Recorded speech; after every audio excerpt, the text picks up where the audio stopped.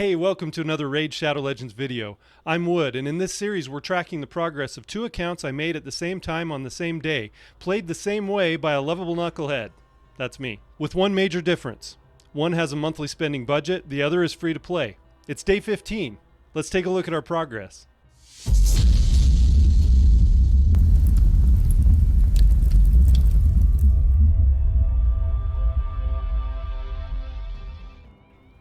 Hey, thanks again for watching. I'm excited to show you what's going on day 15. Let's go in and collect our daily login rewards. Man, no more new player login rewards. I was hoping to have another week of that. Let's take a look at what necklace we got here on the free-to-play. Oh, and I forgot. I got to put the border up. Okay, that's better. Green border around the free-to-play account, no border around the budget account. That'll help. I do that every day so that we can keep track of which count is which, and if I go back and forth quickly, you'll just be able, if you look at the screen, you'll be able to see what's going on and which account we're on at the time. So yeah, day 15. Let's see what amulet we got. I keep calling them necklaces. I know they're called amulets. That's what I got used to saying. It's a 3-star orc attack amulet. Boy, that's just not good. If you're gonna have a 3-star, why not make it a good stats? Are there even any orc bombers? You know, the really cool thing that they've added to the game, and I'll show you this, and big credit to them. When I first started out this game, there was no way to search your index of champions, and I can even include Master Vault here. This champion filter is just so nice because you can get really specific about things. But it only includes the champions on your account. If I had one criticism of it, just one tiny criticism of it, it would be I would like to be able to search champions that are not on your account, but that exist in the game. So, for example, if I wanted to look for orc bombers, now I know I don't have any on this account, on this free-to-play that's only 2 weeks old. But if you can click orcs right there. Okay, see, I only have one. I have one food champion that's an orc on this free-to-play account. And then you can go down to debuffs, and you can click bombs. Now, obviously, I don't have any. But I would like it to have grayed out pictures of all the champions that fit that category. And I don't even think that there are any orc bombers. Maybe I'm missing something. But I would like to be able to see all the champions that exist in the game that fit into that category, even if I don't have them. You know, they'd be grayed out or something, so I can't select them or whatever. But I really love this champion filter. I'm not trying to complain about it. I would just, that's something I would add to the filter, just so that we could search for champions that do a certain thing, and I think it would actually benefit the game quite a bit to have something like that. But yeah, I love the champion filter. So no criticism of the champion filter. I would like to see that added so that we know what champions do that certain thing. So let's go into the index. Yeah, and as far as the rares go, I don't think there's one bomb champion in the orcs. So, but see, that's a long way to do it. I would like to see that added to the filter. That would be nice. Progress. We are still at level 40 on the free-to-play, but we have reached level 41 on the budget account. And that extra experience, I think, is added in to the experience that counts for your progress on the levels for your account. So I think that has made a difference. Back to the free-to-play here. Appreciation pack. I love how they just move it. They move the tab for that appreciation pack, or you know, the gift one that you get every day or whatever. We've got Yaizo going up every little while in the Guardian ring. He's just chilling in there, watching over things. Lots of mystery shards right now. That's great. I always look for 5-star gear in the market because I'm just, you know, hoping that maybe there'll be a 5-star legendary or epic piece that might have some good stats on it. They're usually way too expensive in in the market, and you can see on this account I've been doing some upgrading of some gear and re-gearing, and so I'm down to around 300,000 silver, and that's kind of dangerous territory to be in. So I'm gonna want to chill with the upgrades for a little while, and hopefully we'll build some more silver back up. Okay, so on the free to play, we've got our, we're still working on Stag Knight, getting his levels up. I haven't been including him in any of the dungeon fights or anything. We keep doing challenges and quests. We are stuck on one right now. Oh, I think it was for Spirit Affinity. Yeah. Win 5 greater spirit potions from stage 7 or higher of the Spirit Keep. So, or higher means we can go wherever we want to in there. Some of those challenges and missions specify which stage you have to be in, but this one's 7 or higher. So it opened just now as the reset happened, so we can go into Spirit Keep here. Now we don't have anyone to do heal reduction. Let's try stage 8 for the first time. We've been getting better. So I don't think we have any heal. Yeah, we don't have any heal reduction on the account. So the spirit potion keep boss heals itself between turns, and it's nice to have a heal reducer. A lot of times what you use is a rock tooth, because you get that one pretty early, and he's available I think in Felwyn's Gate. Isn't that right? I'll go in on the other account here while we're watching this and look.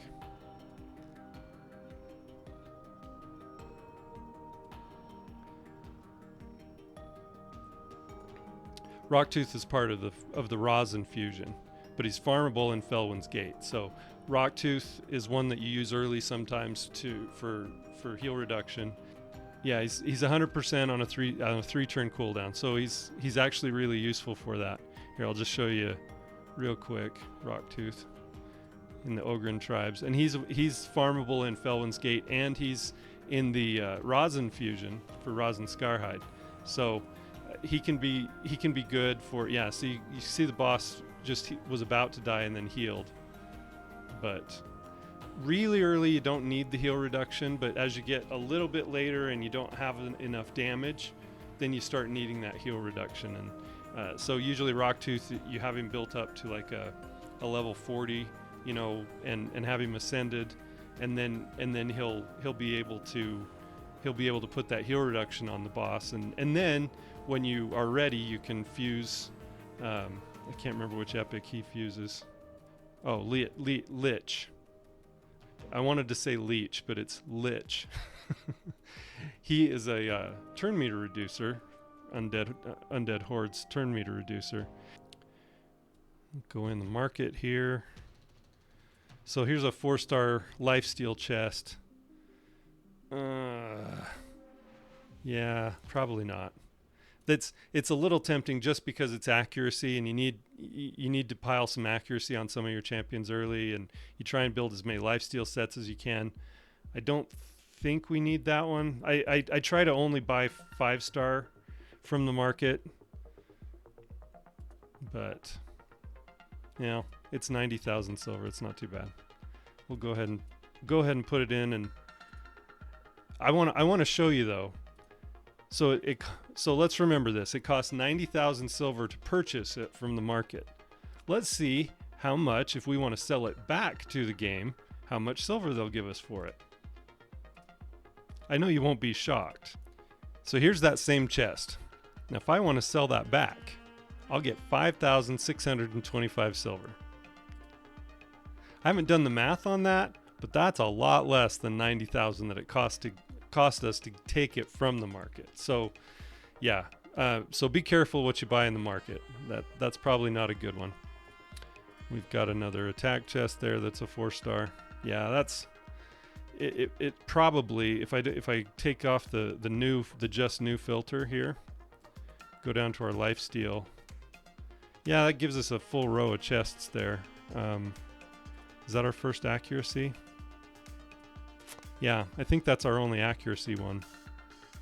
Now we kept this one accuracy that's an uncommon. Yeah, so we're going to be able to start putting together some lifesteal sets. Probably not very many good ones though. Yeah, I got we've got one set of 5-star speed boots there, and there's a 4-star and some 4-stars. So I'll keep all the 4-star uncommon. I'll keep all the 4-star uncommon speed boots and sell the rest of those. We won't need them. I guess I could put them on some Faction Wars champions, but we'll keep getting more of those. Right now I'm farming experience in Valdemar Strait, stage 7, so it's the boss stage, and it gives you the possibility of getting 5-star rare. At the top it's 5-star rare lifesteal gear, and so we've picked up a couple of pieces that are somewhat decent to be able to put some lifesteal sets together. I know I keep harping on it, but starting out both accounts with at this time, when we don't get that 7-day, the new player login reward that has the lifesteal gear, we did get the perception gear, and that's great. But the perception gear that we got, there were no guarantees on stats on it. When you make a new account, normally up until now, I don't remember another time when we've had this happen. Normally you do get the new player login reward that has lifesteal gear in it, and all of them have pretty set substats and main stats.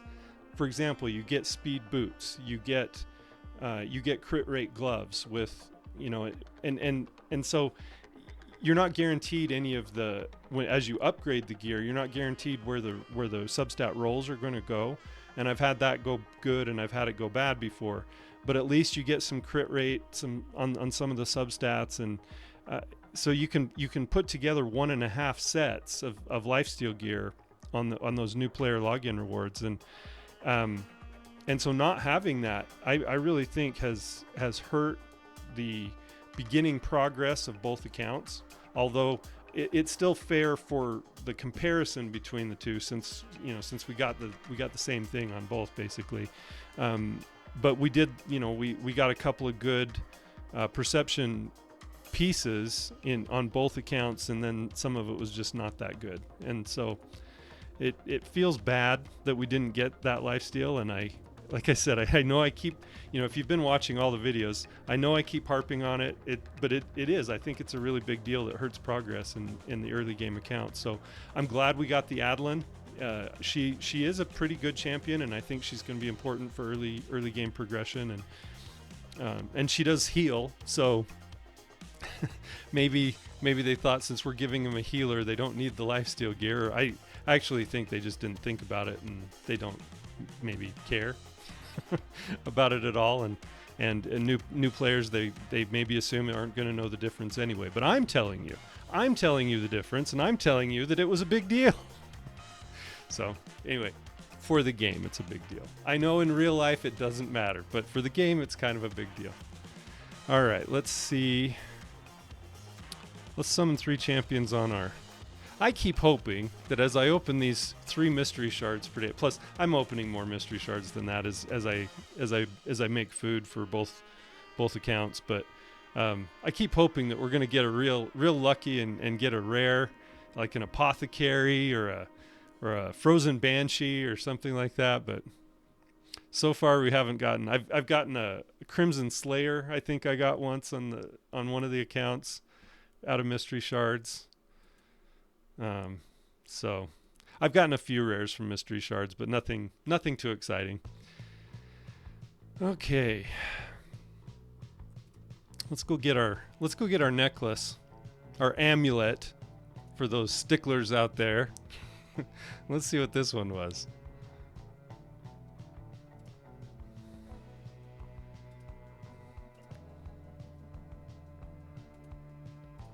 Hey, Shadowkin amulet. That's pretty nice. Shadowkin crit damage amulet with accuracy. I know it's only a 3-star, but we didn't have any Shadowkin accessories at all. We did get a blood shield ring from Clan vs. Clan last week that I'd put on Taragi. This one, however, being crit damage, that will probably go to our Finchie here.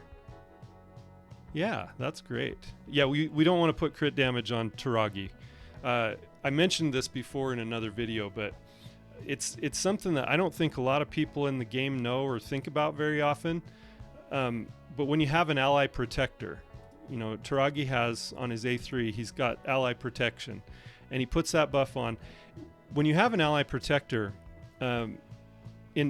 with rare exception, you don't want to put a lot of damage on them to raise their crit damage level too high. You can raise their crit rate, and that's fine. You want crit hits, and you want to do War Master procs and everything like that. That's fine, but the problem with putting crit damage on an ally protector is that for some reason, the way it's coded in the game, and I don't think they've fixed it yet. If they have fixed it, and I'm not right about this anymore, please correct me. But the way I understand it, and I think I've seen evidence of it, and I just haven't put crit damage on my ally protectors that I use for ally protection, is when the enemy hits, or when a boss hits you, for example. Let's say we're fighting Demon Lord Clan Boss. He only has a 15% crit rate. So he's only hitting one of your team with a crit 15% of the time. The damage calculation, however, to your ally protector doesn't go by his crit damage stat. Okay? It goes by his own crit damage stat. So if you have a whole bunch of crit damage on one of your ally protectors, he's going to take more damage. He or she is going to, because there are some female in the game, there are some female ally protectors as well. I'm not trying to leave anybody out. That said, so Taragi will take, for example, if we're fighting Demon Lord Clan Boss, Taragi would take crit damage based on his own crit damage calculation. So if you want to try and keep that crit damage really low, so that if he does take a crit damage hit on the ally protection, on one of your team, that it won't do too much damage to him. Because I used to, so the way I learned this the hard way, I started out my account, my main account a long time ago, and I used Miscreated Monster, and I'd go into Ice Golem, and he'd put the ally protection up, and I'd think, okay, good, my allies are protected. And any hit by the Ice Golem, and the Ice Golem can hit really hard, but any hit would just destroy my Miscreated Monster because I had him built to do damage. Well, when you have him built that way, he does damage to himself. So unless they have fixed that, and I don't think they have, I haven't heard anything. So if I'm wrong about that, please let me know. But I'm always really careful with my ally protectors that I'm using for ally protection, to not put too much crit damage on him. Another champion that I think is, I think this is something that should be fixed if it hasn't been already in the game, because Scylla the Drakes, you get her at, I think it's 6 months daily login reward. I think with her, I would like to be able to put more damage stats on her, but let's see, there's 3 months. Yeah, 180 days. So at 6 months, you get your Scylla the Drakes. And Syl does an ally protection also. And it's for when she revives an ally. And if you have a lot of crit damage on Syl right after she revives somebody and they've got that ally protection on, if they get hit and you've got crit damage on her, she'll go right down. So it's something that you have to watch out for. And it's just something that just hasn't been fixed, I think. I don't know. To me, it doesn't make sense, and that it shouldn't be that way. But there you go. So watch out for that. When you've got an ally protector, like a Necrit the Great is a really common one in Arena, especially. You want to keep their crit damage low on ally protection, unless I'm wrong. And please let me know if I am on that. I haven't looked into it in a long time. It's been years since I learned that was happening, and I haven't even revisited it. I just took it as a given since then. We're going to go beat a campaign boss 3 times here. Let's go farm Valdemar Strait a couple of times. I still don't have... I did make some improvements to my Ethel. I don't think she's ready to do this boss on her own. We are building another War Priest as a 5-star chicken here. We have some 4-star chickens built so that when she gets up to level 40, we can turn her into a 5-star chicken. And I don't think Othello is strong enough yet. She's getting closer, but I don't think she's strong enough yet to one man this fight. It may be more efficient, obviously, if I went back a few stages, to, maybe back to Carrot Castle or the sewers of Arnok or something like that, and that she, stages where she can one man it. It would be more efficient with our energy as we're making food to run those stages instead. But I value some of the lifesteal gear that we're getting from this stage. You can be more selective with it. It's not as good as when you get lifesteal drops from Dragon. Dragon also gets you more speed gear too, but Dragon can also give you some stuff that you're not going to use. So I find it more, this is the way I've chosen to do it. You may disagree, but I'm doing the same thing on both accounts just to make the test fair. So, but a lot of times, you get useless stuff from this stage too, but we're still building experience on our food champions. And like I said, it's going 20% faster on the budget account because of the raid card than it is on the free to play. I'm excited about getting to level 42. I don't know if we'll be able to be in time on level 42 for the Soul Chase tournament, which we have 8 hours left. And so I kind of doubt that we'll be able to do 75% of stage 41 in 8 hours. I'm going to try. I think I'm going to try because we do have a couple of mortal soul stones. If we got really lucky, we'd be able to get some points for that tournament, but I doubt that'll happen. But I'm going to try for it anyway. There's no harm in trying. Sand Devil Turn Attack tournament we can't do on either account. We've got Fire Night coming up tomorrow, and then Champion Training Tournament coming up also tomorrow morning. So that'll be kind of fun to see. Maybe if we can do something in the Champ Training Tournament. I think we can. I think we can make some progress in there. Let's go in and do a clan boss. You can see on normal, we're able to 2-key on the budget account well over what we need for the top chest in normal for the budget. We're still not quite there on the free to play, although with some of the changes I made today, we might be right there at being able to 2-key normal. I'm going to put a key into easy here, and we can easily 1-key that. See, we've got our monk up at level 50. He's actually a pretty adequate poisoner. So what my plan is with him, once I get Taragi and maybe War Maiden up at level at a 6-star. I don't know if I'm gonna 6-star War Maiden yet. Taragi definitely. I will 6-star him first. He's first on the list to 6-star. Once I get him up to a 6-star, I'm gonna keep Monk at 50, and then he's going to become one of my 5-star champion or 5-star chickens for Fenshi. And then I'm going to slot Fenshi in there. He probably isn't as good of a poisoner as Monk, but he'll do more conventional damage because of the poisons and because of, ignoring defense and stuff. And so I think Fenshi is going to slot in there after I get him built on this account. Still not sure about Adeline if I'm going to be able to remove her once Taragi is leveled up. It's so nice to be able to just do the quick battle on Clan Boss. So nice. So on the missions on here, you can see I showed you on the free to play that we're stuck on this same mission until the Spirit Keep opened, which it just did. It opened at the reset. So I'm going to go into Spirit Keep on this one also and try and collect some of those greater potions. Wonder if we can move up to 9 here. Not sure we have the accuracy, frankly, to do it. So I put Adeline in the lead on accuracy. Let's see. We'll see how it goes. See, I've got my War Maiden a little bit faster than my Ethel, so that works out perfectly that she puts the decreased defense on first. Ethel's strong affinity here, so we should be able to do it even if Monk and Adeline are both weak affinity. And sorry, we've got 3 force affinity, so we've got War Maiden, Monk, and Adeline that are all weak affinity to this boss. this Crimson Owl, you know, this is okay. So this is something that bugs me.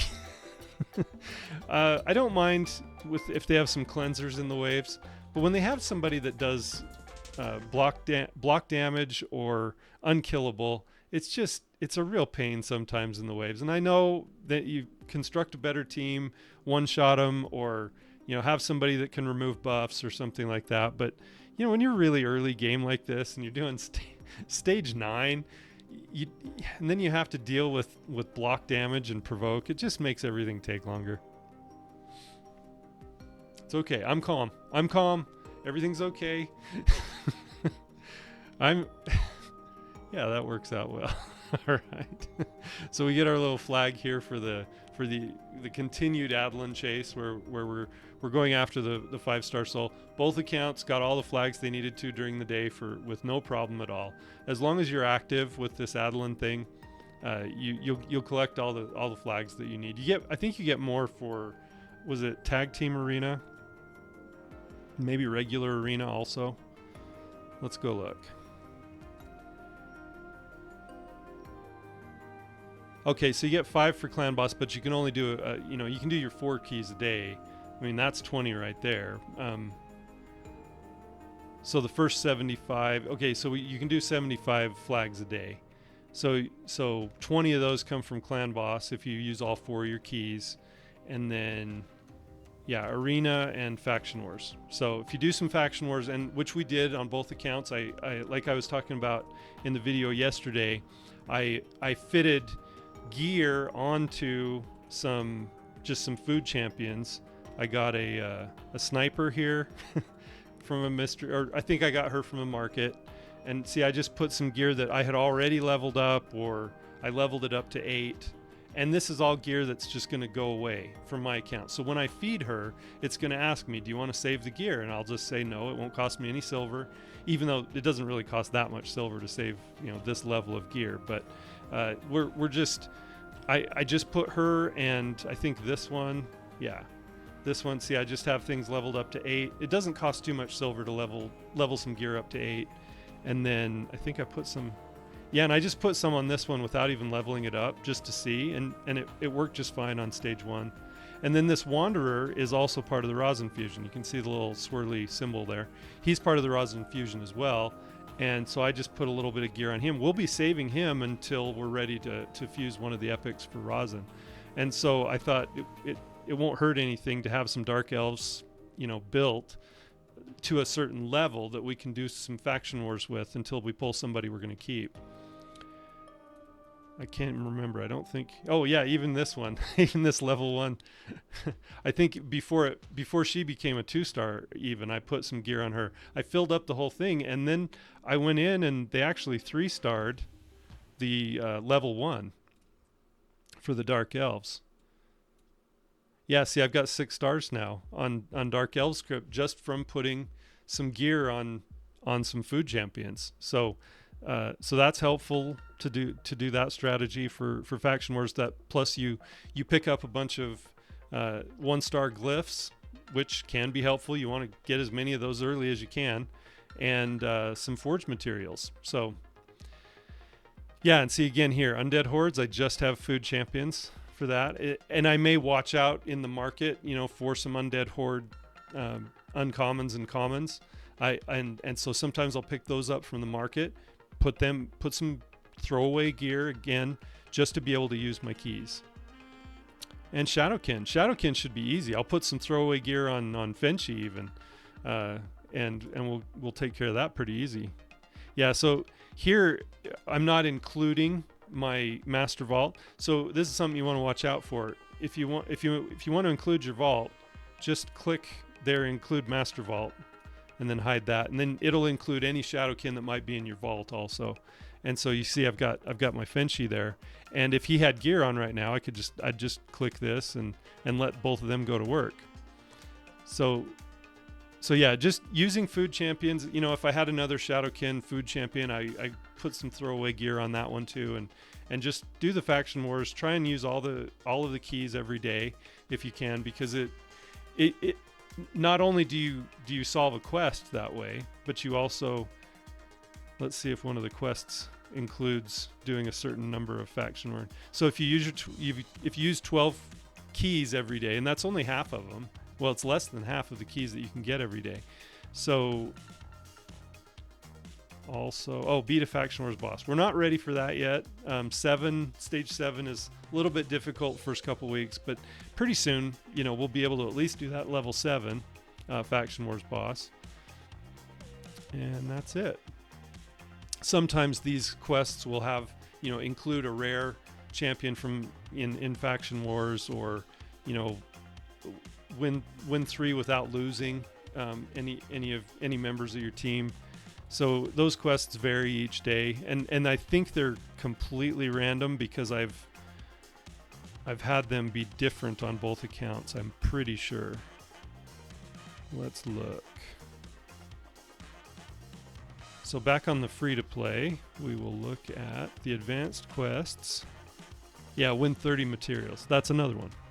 So yeah, win 30 materials is a different quest. So so the quests are random on each account. They're specific to that account for that day, and I don't know how it randomizes them.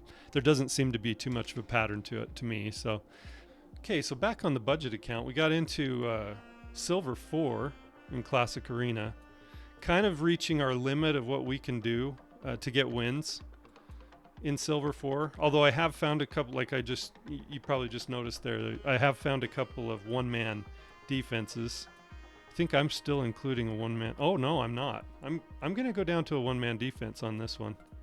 Yeah, that was an error on my part. I probably should have already. I'm just gonna put Monk in there.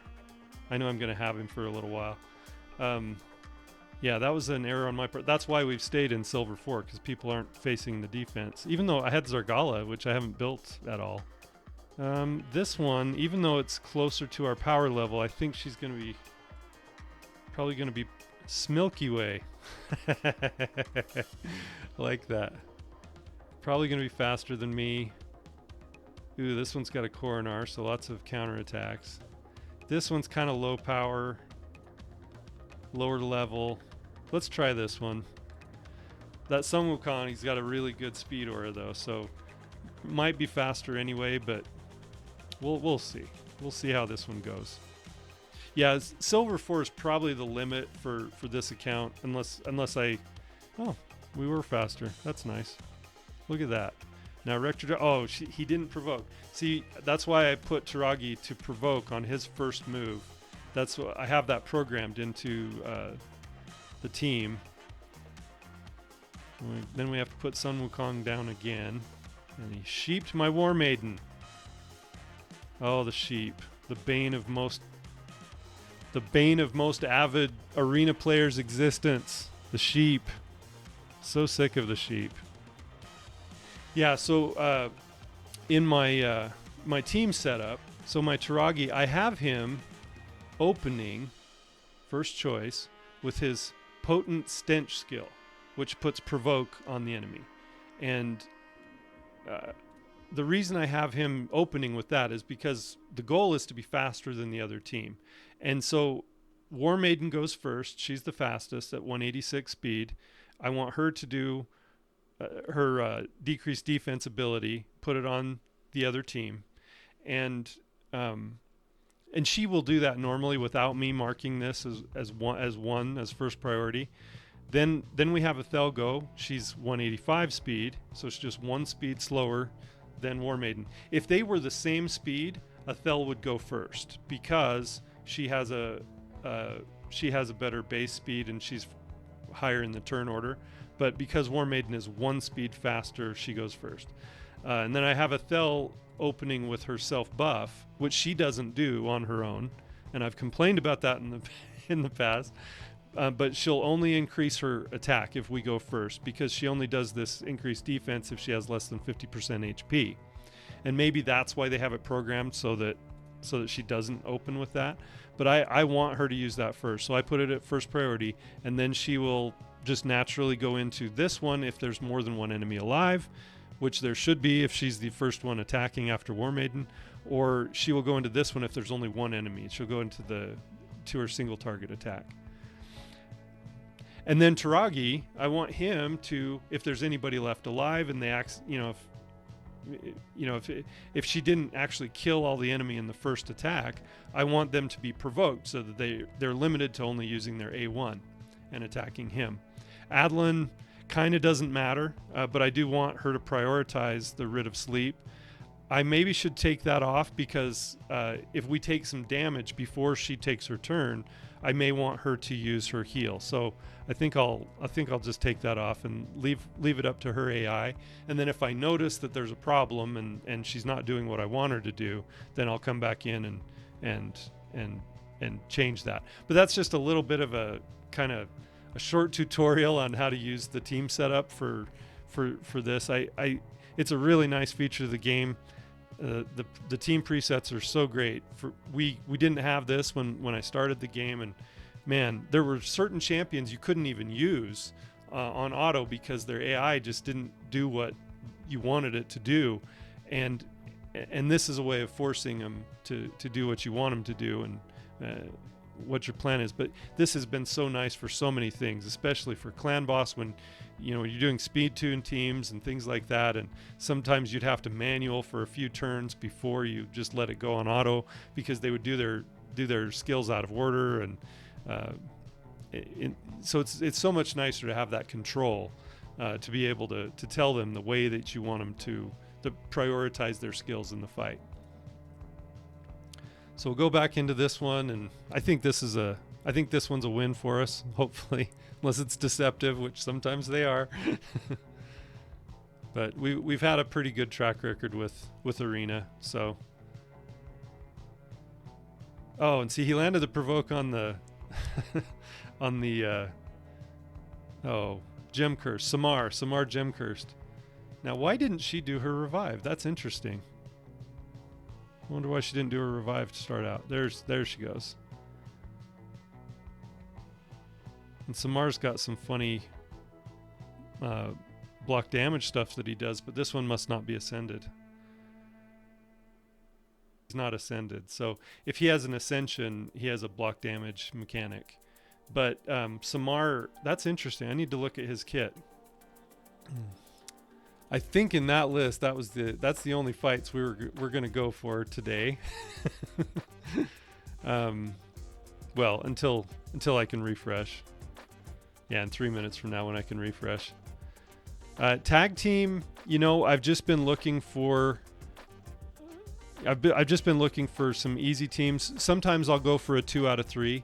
So if I know that I can win at least 2 out of 3 of the fights, and then I just put my one man in for fodder for their strongest team.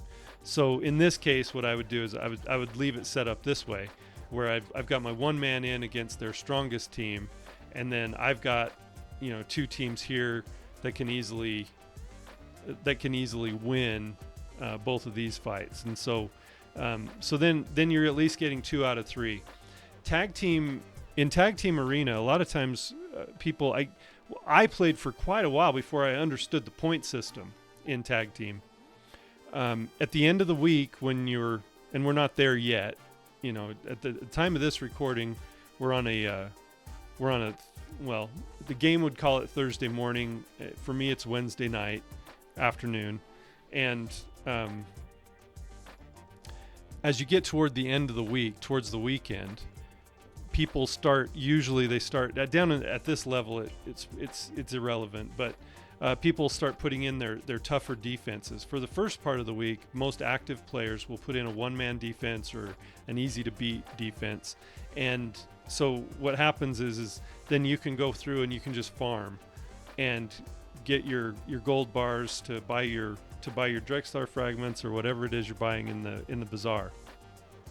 But I'll show you here, if you look at the points right here, see this 11 next to each of the teams?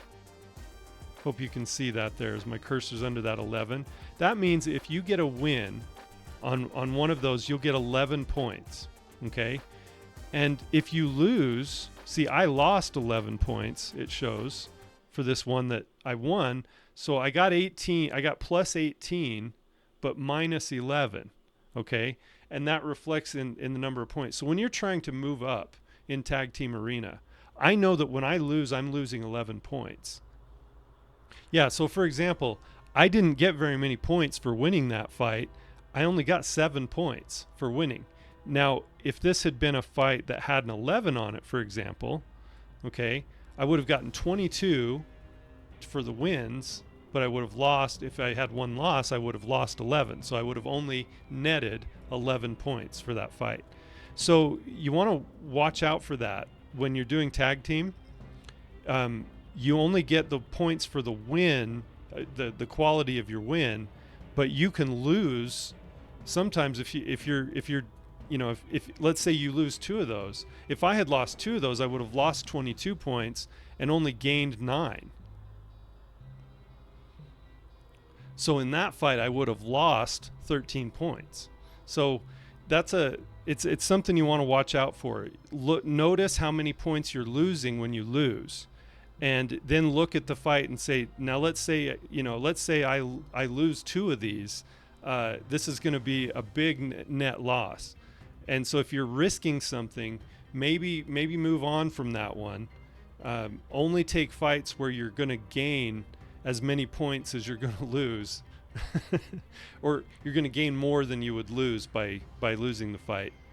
For example, in this one, here's a 10, a 10, and a 10. They're always going to be the same 3 numbers on any team, but you'll gain 10 for each win against this one, for example. If I lose 2 of these, I lose 20, or I actually lose 22, but then I only gain 10 for the win. And that's not a fight that's worthwhile. I wouldn't take that one because I would lose way more from the losses than I would gain in the win. And so, like, for example, let's say you're only losing 9 and you have a kind of a risky one, but it's got a 12 point. And sometimes you'll see that too. You'll see, that they'll reward you with 12 points for a win. Not on this page, but sometimes they'll reward you with 12 points for a win.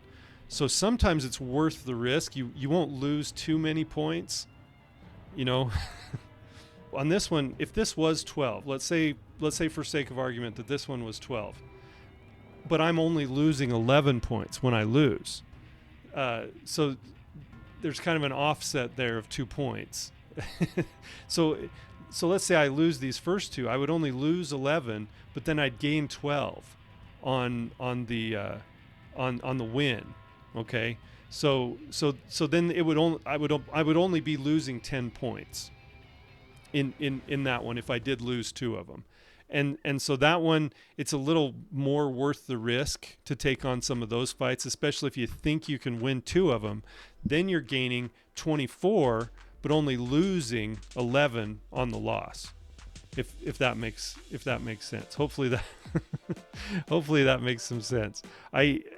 It took me a while to learn that. I didn't even know that system existed. I just thought, why am I not moving up? Yeah, so in that example, so when you have 12 and 12 and then you only lose 11 on one fight, you actually get 13 points in that situation. So when you're trying to move up in Tag Arena, you want to closely watch the points for the fight. And if you're losing more than the fight you're taking on and you're not sure you're going to win all 3 of them, then it's better just to skip over that one. Like, for example, if I look at one of these 9s or something, like the 9 that I just won, if I look at one of those 9s and I think I'm not going to win one, and I'm not sure about this one, I would move on from that. I wouldn't even try it because it's not worth the risk. You're going to lose more points than you're going to gain by quite a big margin. So yeah, you want to watch that pretty carefully. Like this one, I probably wouldn't do this one because I don't know what their Prundar here is going to do, and I don't know what their Adlan's going to do. And actually, I probably would do this one. I think I've got the champions. I could probably do it, and I'm pretty confident I could win all 3 of those. And I still only get 9 points for that win because you see the 9 right there. If I lose one of those, I'm losing 11 points, as evidenced by this. See, so watch out for that as you're trying to move up in Tag Arena. watch out for that points, the points on that, because it's one of those things that they don't really talk about too much, and it actually makes a big difference. And then it tells you how many gold bars you get for each win also, and they're all the same depending on the stage you're playing at. So you want to maximize, try and find as many 3 wins as possible, because in bronze 1, that's 18 gold bars. You're only getting 12 if you get 2 wins, and only 6 if you're getting. So let's put in. Let's go in and get. Oh, good. Oh no, I only have 260. I need to earn 100 more to get my next direct star fragments, and he's off cooldown, so I need to go back in and do that. Anyway, so that was a good. That's actually one of those really important things on Tag Arena. It took me a long time to figure out, why am I not moving up. I kept taking on all these fights and everything, and I didn't realize I wasn't getting much for some of my wins, and I was actually losing more on some of my losses than I thought I was. And so understanding how that point system works, and hopefully I hope that was clear enough. I'm not sure I explained that very well. So if you have any questions about that or anything, put it down in the comments, and I'll try, if I can explain it better, I'll try and explain it better than that. But mainly watch how many points you're losing in every loss, and then only take fights that either you're going to win all 3, or your point levels are even, so that you're not losing too many points. So it's not too much of a net loss when you actually do lose, on occasion, when, because that just happens. Sometimes you take on a fight and you get surprised, and you take a loss. So you want to try and only take the fights that you're going to have a good chance of winning on those. But if they're low point totals and you're getting a lot of points taken off for a loss, and you're not positive you're going to win those, you want to just stay away from all of those. So like a 9 and an 11 is a pretty good example of, I'm only gaining 9 points in a win, but I'm going to lose 11 points in a loss. And let's say hypothetically that you lose all 3. Well, then you're losing 33 points, but you're only gaining 27 if you win all 3. So it can be out of balance a little bit sometimes, and sometimes it can work to your favor also. Sometimes you'll only be losing 9, but you could gain 12. And so sometimes those are worth the risk. If you're not sure about one of the fights, then you're only losing 4 points or something like that. So I hope that's a good explanation. I hope if you're early game and you're trying to understand Tag Arena and how the scoring works, I hope that helps. Okay, so good discussion today on Tag Arena. We didn't get too much into progress, but I am making progress on both accounts. Things are going pretty well. I will let you know when I get another 6-star on both accounts, and we'll see what happens this weekend. I don't think we're going to be pulling any shards this weekend. We're going to focus on building the champions that we have and building the teams that we have and making that progress that way. And then so that when we do pull some shards and maybe we get a good champion, we'll be ready to build them. And that's what I'm more focused on right now. I know I could be making more progress if I had, pulled my sacreds and got a couple of epics that were maybe better than what we had already, but that's not really the way I wanted to play these 2 accounts. And so I'm really trying to be I'm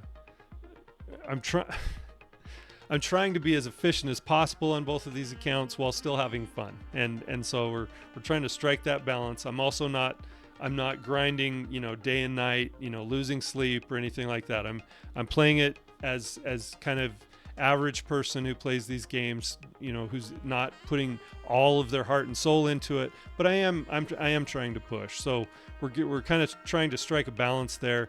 Maybe with my main account, sometimes I go a little overboard on the time I spend, but on these 2 accounts, this is I want to show sort of what an average person's account who plays a lot, who's active in the game and plays quite a bit, kind of what you can expect the difference to be if you're spending on a budget versus free to play. We know what happens when you whale out. We know.